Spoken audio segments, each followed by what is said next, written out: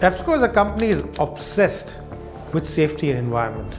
Everything we do or everything we use has been thought of from that point of view. For example, the chemicals we use, we try to use chemicals which are pH neutral, which are enzyme-based, biological-based and effective, which may not have an after effect on the environment when it is disposed of or when it goes through a drain.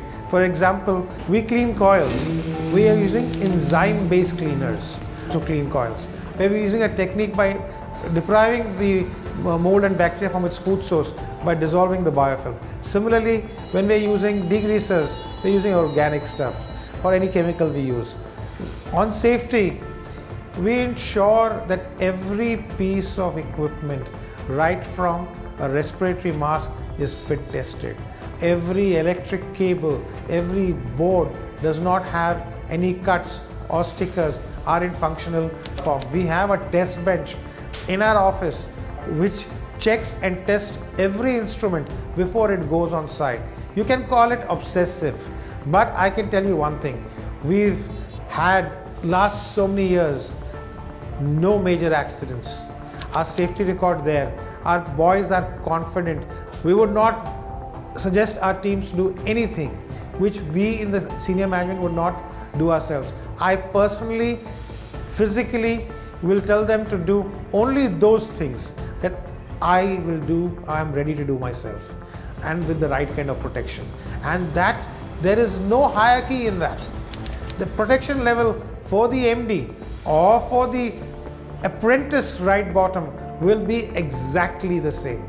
I've got people working with me for the last 2 decades also, and new people also. There is no differentiation as far as health and safety, no compromise.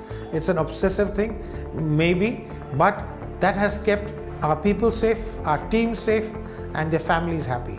And we hope to expand, and the more we expand, the more teams we have, the risk factor keeps growing. And unless we have this culture in the organization, it's not going to happen. And similarly, it's not just our safety, the impact we create to the environment. If we are not able to dispose of, we mark the waste, pack it properly, hand over to the client, and give him the responsibility of disposing it.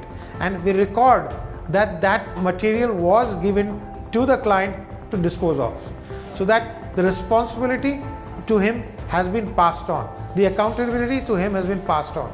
Most times, the client recognizes and disposes it off. But if we don't do this, it will be taken too lightly. Ensure that everything which can be recycled is recycled. Everything that can be reused is being reused. Every material that we use or we're going to expose to the environment will have a limited effect on the environment, on the short term and on the long term, what its impact is going to be. So the thought process has been ingrained in our team, right from the procurement guy to the guy who is using it and to the higher management. We don't mind paying the extra penny for the results, because the results which we get are far beyond just pennies.